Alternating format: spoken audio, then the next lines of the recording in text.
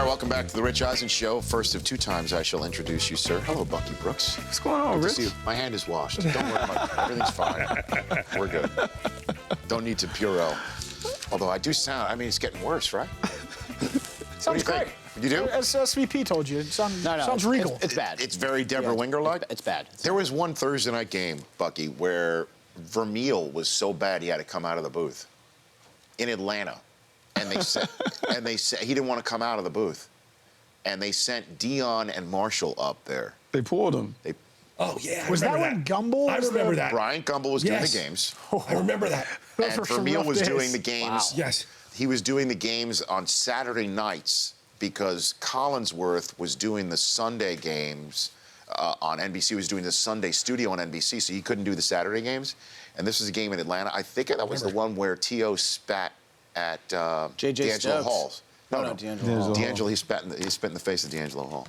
Man, that was crazy. That was a good. There's wild times. That was also. May I keep? Now I'm going down memory lane with you just sitting here. I see it. Bill Parcells' last game as coach in the NFL. In the regular season. Wow. Last win. Pardon me. That's what it was. Last win. He won that game that night. Lost the last one, and then the Romo hold was the playoff game. Oh, against Seattle. That's crazy. Exactly. You know, are you okay? You doing all right? I'm doing okay. I'm resilient. I can bounce back. That was a tough one, though. That was a tough one last night. That was a pretty tough one. Who was your coach at UNC? Mac Brown was my coach. Mac Brown was your coach. Yeah, so I was fortunate when I was at Carolina. Mac Brown was a football coach. Dean Smith was still the basketball coach. Yeah. I hate to admit this, but I took a basketball class, where I learned all the ins and outs about Carolina basketball and why they do some of the things they do. You went to the class yourself, though, right? I did go to the class. I know we get all the time about... there's a class on Carolina basketball? On Carolina basketball, no wonder there's an 18-year investigation. Come on. Yeah. A class on Carolina basketball? Let me just do the math right here. You were in Carolina, 93. I wasn't. No, I'm not an African-American studies major. Okay. I don't have any of those classes on my ledger like that. 23 years ago. He's clear. Was it pass-fail? We had the option of taking some classes pass-fail. No, but this basketball class. No, I think I got a grade. I think I got a grade. Back with Bucky. Más forzado no podía estar. Bueno, última posesión para ganar un título. Arcidiácono, sigue Arcidiácono, se le va a jugar Jenkins. ¡Sí! ¡Ha ganado Vilanova! ¡Ha ganado Vilanova! ¿Pero qué me estáis contando? ¿Pero qué es esto? ¿Pero qué es esto? ¿Pero qué es esto? ¿Han rebobinado? ¿Pero qué es esto? ¿Pero qué acabamos de ver? La cara de póker en una de las, si no la mejor final. That is the way the folks in Mexico heard the... so good. Yeah. And then Shane McMahon came crashing down into the table. What I was going to go is say is that Donald Trump made them pay for the feed. That's what I was saying. That's where I was going. Wow. Is that a little too political for this show? That's all right. That's the way the folks in Mexico on the Mexican feed of last night's NCAA tournament game. The shocker, what a finish it was with Villanova beating UNC in the last shot. And a UNC alum of the finest order in his 8th season with NFL media, Bucky Brooks, and draft analyst extraordinary. Good to see you. How are you, Bucky? Man, I'm doing okay. So tough night, but I'm doing all right. You all right? I'm doing okay. Where'd you watch the game? I watched it at the house. I watched it. I had to watch it in the solitude of my own room. You by yourself? You watch by yourself? You have your kids, your boys? Little dude, kid came in. Okay. He watched it. But how old is your son? Trey is 12. Okay, so it's a 12-year-old boy sitting over there. Yeah. How do you handle yourself watching a game around your 12-year-old? You know, are you Rich, trying to in general, I'm pretty composed. I'm pretty cool. Right. I don't have these emotional swings where I'm up and down yelling at the TV. However, yes, I throw out everything when it comes to championship games, ACC title games, Final Four games, national championship game. I can be a little more emotional, particularly at the end. So I will admit that I did jump up after Marcus Pace hits a crazy shot and almost hit the ceiling fan. And then to sit there and to watch the Villanova shot, I think the only expression I could give was, wow. Unbelievable. It is an unbelievable shot, like an unbelievable sequence of events. Are you parsing the defense at all about what they did to defend that? It's funny because, like, in hindsight is always 20/20. It is that. 5 seconds in basketball is a long time. We've seen so many NCAA games, even in this tournament alone, where we've seen guys go from end to end and shoot a layup. Yes. So I understand why you don't guard the inbounder, because you don't want any one of those guys, because they're so good off the dribble. You don't want a Tyus Edney UCLA moment. Right. So you want to clog the paint. But the way this guy's coming down trailing, and he just kicks it to the right, and he steps into a bang. I mean, just like Jay Wright says, a bang, he steps right into it. And as soon as you see it go, I was like, oh, no, that's not good. And so all I could hope for is... You saw Jordan's reaction, too? He mouthed to Ahmad Rashad next to him, good shot. That was a good shot. That's all you can do. And so as a Carolina fan and an alum, just kind of have to tip your hat. Like, all you can want is to be in the game because, in my mind, going to overtime, we're going to win in overtime because we fought so hard to get back. That momentum would kind of carry us through. But they hit a shot. And when you were on campus there from 89 to 93, that was Dean Smith.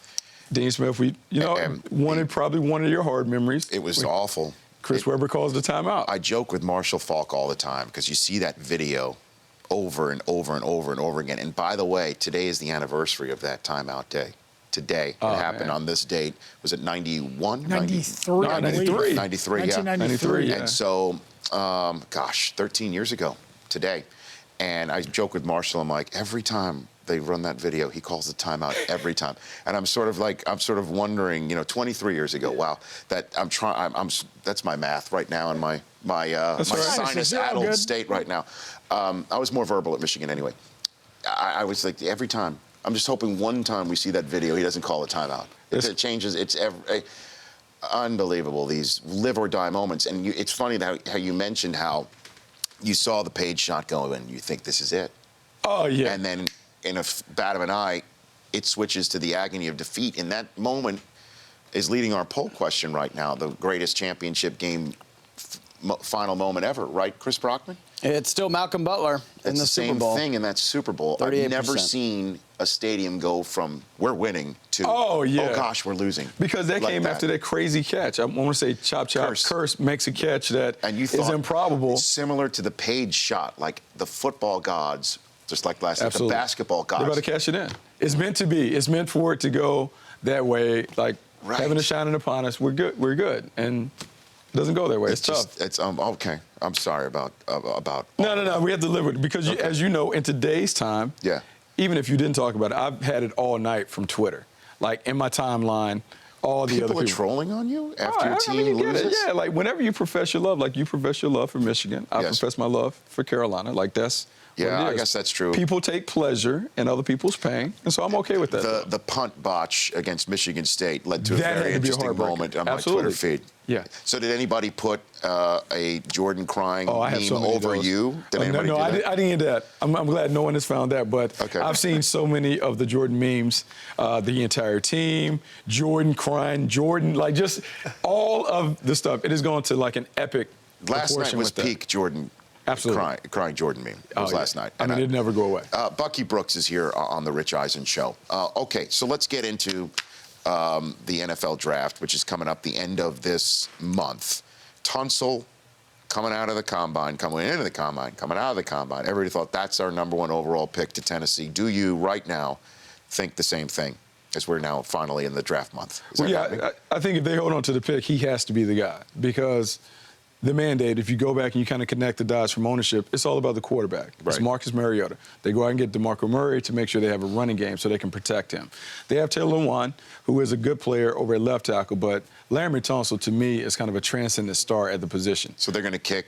They can kick Lewan over to right tackle. You now have two bookends to make sure that your franchise quarterback is protected. And we've seen the excitement that Marcus has been able to bring when healthy. I think that is the best way to go. The only outlier for me would be if Dick LeBeau, the defensive coordinator, was able to have some influence and say that Jalen Ramsey is a guy that it could be the centerpiece of our defense, much like Troy Polamalu was for him in Pittsburgh. That is the only outlier. Outside of that, it has to be Laremy Tunsil. I just got to, being at the combine, sitting there with Mayock, you were down on the turf with the NFL media group coverage as well. Just the one guy who impressed me the most was Ramsey. He really was. I mean, he did everything excellently. I mean, now there are some kids who jumped out of the building and ran very well and did some drills well, but he was the one that shined to me the most, like the best player in that building that weekend. You know, and I have to say this. As that. Yeah, knowing Jalen from when he was in high school, had a chance to be around him at Nike camps and stuff like that. Like, I've always loved the character of the person, and I understand the athlete. You're talking about a world-class track and field athlete and a blue-chip football player that you're bringing in to the program. He's also a guy who is all ball, meaning he is a football guy. He loves all the dirty work, the film room, the weight training, the conditioning, all the elements that you have to be a good player. Jalen Ramsey embraces. And so I made the comparison, and sometimes I don't want it to go to skew because this is a lofty comparison, but I played with Charles Woodson in Oakland in '98, his rookie season, and he had this aura about him, this natural confidence that I hadn't seen in many players. To me, Jalen Ramsey strikes me as Charles Woodson, a player that is a versatile player. And I'm not talking about Charles Woodson, the shutdown corner. I'm thinking more of the defensive player of the year, Charles Woodson, 2009, the guy that could play nickel, he could play safety, he could cover on the outside. To me, Jalen Ramsey is that kind of guy. And when you look at these safeties that come into the league, the Eric Berrys, Tyrann Mathieu, the guys that can erase multiple players from multiple spots, that's where the game is evolving to. That's what Jalen Ramsey is. So let's say Dick LeBeau doesn't win out, Tunsil's won.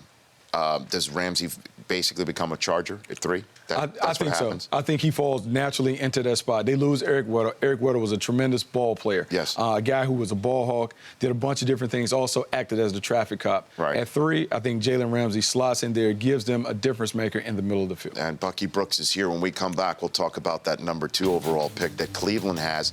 They sign RG3. Does that mean they go somewhere else? Maybe they go an edge rusher. Maybe they do go ahead and take Ramsey. Or do they take Carson Wentz, who I assume is still the number 1 quarterback atop the draft board? We'll have a discussion on all of that. And I want to hit you on Ezekiel Elliott, too. Because if everybody thinks he's that special, why aren't we talking about him as top 5? That's next here on The Rich Eisen Show. I've got Bucky Brooks, NFL media draft analyst here. A second-round pick in the '94 draft. That was a long time ago. For the Buffalo Bills. Buffalo Bills, Jim Kelly, the K-Gun, the whole bit. Reed, Thurman Thomas, right after their 4th straight Super Bowl appearance. And there you are. There I am. And then you played with Kelly and then Favre after that, right? I've been, man, the Hall of Famers I played with. So those guys, Thurman, Andre, Jim Kelly, Brett Favre, Reggie White, Derek Thomas, Marcus Allen, Will Shields in Kansas City. In Kansas I hope I'm not leaving out anybody. No, but a lot of talented dudes. Is there a safe for work Favre story you can pass along right here? You know, I think for me with Brett Favre, I was there when he won 3 straight MVPs. So 95, parts of 96, parts of 97. And I can tell you, when you talk about like the franchise quarterback, and a lot of times it's overblown, I remember being on defense and just saying, if we can get the ball back to 4, we have a chance. Right. Like he had that kind of magnetic field, that kind of confidence that he kind of put in the rest of the team, that they just felt like if we could give him the ball, he would find a way to do it. And that 3-year stretch, I don't know if you can find a better 3-year stretch of a quarterback playing football at the highest level. And then how do you get into scouting? How do you go from that to scouting? It was funny. I bounced around a lot as a player, 5 teams in almost 6 years. I was always fascinated by the team building process, fascinated by how you put it together to be a team that wins consistently. And so in Green Bay, I remember floating it to some guys, and it's funny because John Snyder, who's now the general manager of the Seattle Seahawks, he was actually a lower-level personnel guy when I got there. He picked me up from the airport, and I remember having conversations with him and talking about that stuff. And as he ascended up the ranks and he actually brought me to Kansas City as a player, we just kept having that conversation. We had opportunity to go to Seattle. I had called, and he brought me in for an interview, and it just kind of started from there. And it clicked from there. Bucky Brooks here on The Rich Eisen Show. So RG3 is in Cleveland.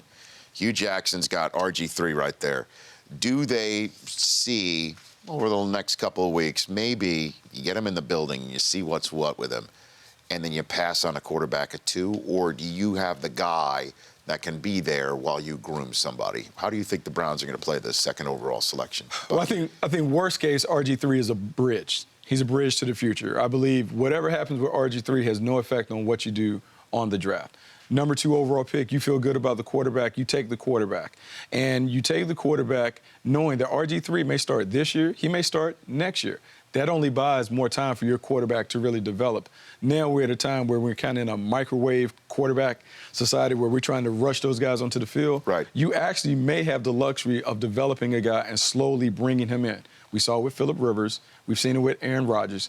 Those guys benefit when they have the opportunity to really patiently wait before they have the opportunity. And for Hugh Jackson, understand, he spent a lot of time in Cincinnati. He was in Cincinnati after the Bengals took Carson Palmer. Carson Palmer was the #1 overall pick. He sat that entire rookie season behind John Kitna. In year 2, he took over, which is when Hugh Jackson arrives. He may see that situation and say, there's some benefit to being able to do that, and maybe I can put a plan in place to get my young guy going by not having to expose him and rush him onto the field. So RG3 is in the role of John Kitna in this analogy, is what you're saying. He could be, but maybe RG3 turns out to be a better player, and that could be a good thing because much like Drew Brees and Phillip Rivers, Drew Brees was playing at like a Pro Bowl level when they jettisoned him. Maybe RG3 plays well enough that maybe he's a bargaining chip. Maybe he's a trade chip. Maybe there's some valuation in the quarterback position. We talk about the Moneyball thing that could come into play. Right. Quarterbacks are the most valuable position on the football field. So Wentz is the guy? Is he the guy? I think he could be the guy. I think he could be the guy. When you look at his size, you look at his stats, you look at what he brings to the table, he is a big, physical, impressive athlete with tremendous arm talent who can run around and do some things in a very creative fashion. We've seen what Hugh Jackson has been able to take with guys, Andy Dalton, A.J. McCarron, other quarterbacks that he's been in place. He certainly can build a dynamic offense around Wentz's talent. And so Wentz goes 2, Ramsey goes 3. The Cowboys sitting there right now. Yeah. Okay, not 4, but they're at 5. No, they're 4. They're 4, yeah. They're at 4, right. So the Cowboys are sitting there. And there's Goff. Walk me through the draft room process with Jerry Jones sitting there on the phone and with Romo. What do you think they should do? Now, there are a couple of different factions. If they want to win right away, then I think you take Ezekiel Elliott. You put the running back there, and now you can get back to the formula in 2014. Now you can go back to doing what they did when they had DeMarco Murray. They can run the football. By running the football on offense, they can control the clock. They can protect Tony Romo. They can limit the exposure to the defense, and they're right back to the top of the NFC East. However, we've seen that if you're the Dallas Cowboys and you're saying we're rarely going to be in the top 10. So if I'm in the top 10, let's maximize our opportunity. Let's take the quarterback. Take the quarterback. I can take Jared Goff or Carson Wentz. I now know that for the next decade, my quarterback spot is secure. Well, you're hoping. Let me give you the other opportunity. To use the this is the way I am with Ezekiel Elliott. I go Silence of the Lambs. The line from Silence of the Lambs is you covet what you see every day. With me, it's you covet what you see every November. And that kid was kicking Michigan's ass every single he's a dude. time. Okay, and we saw what he did in the national championship game run last year, too. There was a triplet. That was Emmitt Smith also, okay? So that you don't just need a triplet at quarterback or wide receiver. If Elliott is that special guy, if you think he can provide the Le'Veon Bell type of production, you've signed Alfred Morris already, and you got those 2 guys together, saddle that guy up. If he is a top 5, why not do that? Put the star on the side of his helmet and let him do some serious damage. There are a couple ways that you can do it. So if you want to go inside the draft room, what you do is you typically don't weigh just the first-round pick. You weigh what can I come away with at the end of day 2. Right. So if I'm the Cowboys, I have pick 4, and I think maybe they have pick 34. So what combinations could I get? So maybe if I'm thinking Ezekiel Elliott, I'm going to take Ezekiel Elliott at 4. Which quarterback do I like in the second round to develop? Is it a Connor Cook?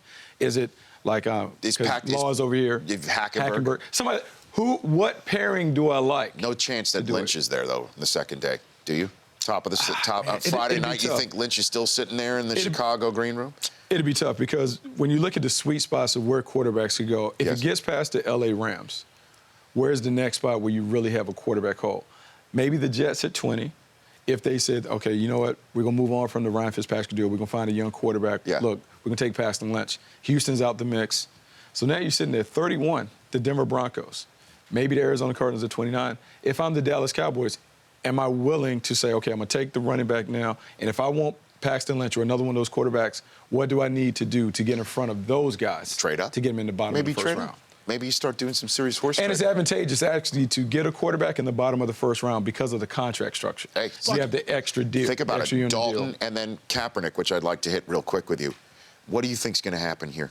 Because, Ian Rappaport, our colleague at the media group, had, as he said, multiple sources from all different parts of this trade say that the Broncos have known for days he's not taking a pay cut. He shows up in San Francisco, and everybody thinks this is the end of that. Then I saw our colleagues on Total Access last night, LT and Michael Robinson, say that guys are probably in that locker room looking at him sideways saying, you were in Elway's house last week, but you're here with us now? Who are you, Colin Kaepernick, a Niner or a Bronco? You know, what do you think? I hear those guys say that, but I think everyone understands, like, business is business and playing is something different. I think for Colin Kaepernick, he has to have that meeting with John Elway because ultimately his career is on the line when it comes to making that decision. Do I stay in San Francisco? Do I go to Denver? Do I take a pay cut to give myself what I think is a better opportunity to play and re-elevate myself as one of the top players in the position? Or do I stay in San Francisco where it has been fractured? I don't think the locker room will really worry because everyone's on notice. You have a new coach. The new coach isn't tied to any of the players that are currently there. And he's got an MO of cutting ties to players who were there before. I believe everyone is on notice. And at this point, everyone is working as an independent contractor. No one is necessarily worried about what the other guy's doing. You're trying to do self-preservation. So for Colin Kaepernick, I understand the exploration, but I would be intrigued by Colin Kaepernick playing under Chip Kelly, not only necessarily because of the spread element and the zone reads. So then why isn't he obviously is intrigued? Because, man, what has happened? Remember, this guy was elevated. Your guy, Jim Harbaugh, has said that Colin Kaepernick can be one of the greatest quarterbacks. On this show? Ultimate competitor. Yes. All that other stuff. He has been effusive in his praise, but something happened where it got sideways for him with the 49ers. For Colin, like all players, we all take things personal. Whatever happened last year where he ended up being benched, he still has the fallout. They have to squash all of that, and he has to feel good about the situation before he can say, okay, I want to be a Niner for the long term. You got something, Will? Yeah, just wondering, with Carson Wentz and you evaluating him, how much stock do you put in what he's playing against? And you see everyone talks about his arm strength and getting the ball to the edge, but you have corners breaking on the ball so much slower at the level he's playing at than what he's going to see if he played in D1 or at the next level of the NFL. Yeah. So is there a fear factor there, or is it you see what you see him in shorts and you know he's good to go? Oh, no, that's a very valid question. I think it's one of the things that you have to worry about. And the thing that works for him is you saw him play. Yes, he played at a lower level, but then he goes to the Senior Bowl, and he looks like the best quarterback on the field. He goes to the Combine. He throws it on par, if not better, than all of the big-time guys that are there. When you get around him and you take him in the room and you put him on the board and talking to sources who have really brought him in and talked to him, they said the guy is smart, he gets it, he understands, he's a blue-collar guy, he's a guy's guy, and more importantly, he has that aura. He acts like and carries himself like a franchise quarterback. He looks like Andrew Luck. The way he stands there in the pocket, the way he follows through. You know, it's funny. I made the comparison very early, and I was trying to do it without, like, kind of giving one of these bombastic comparisons. To me, when I watched him in North Dakota State, he executes offenses like Cam Newton was executing down the field in the MVP run, meaning the way he can execute not only the traditional drop-back passing game, but he can run the zone read stuff. He can do the quarterback power game. He's special. When I looked at him, initially, I had Jared Goff over Carson Wentz, and I'm still decided because Jared Goff, to me, is a very, very good player. Very good player. You put him in the right system, I believe he'll be an absolute star in this league. I believe he's very similar. Is Kelly's the right system? I think he can do that because it's very similar. That's all he's played in. From the time he was in high school through Cal, he's always been in a spread offense that has a lot of those RPOs and a lot of the pick-and-stick throws. He would jump right into that system and be fine. I think Philadelphia could be even a better spot for him, though. All right. Bucky, it's great. I love having you on, but please, when you come back, don't ever tell Law his question is valid. Would you please? It's like we should have like a "Don't feed the animals" sign over there. We do have a little surprise for Bucky going to break. If you look over your shoulder, you know, we've updated some things. Oh, yeah, the Jordan crying meme on the Bucky Brooks avatar on Twitter. That is so wrong. There it is. That is so wrong. When we come back, we'll hit more on this subject here on the Rich Eisen Show. There it is, Bucky Brooks Jordan crying meme. Will you please put that on your Twitter feed for just a day? So bad. I can't. Sorry, Bucky. Well done. The Rich Eisen Show, weekdays at noon Eastern on Audience.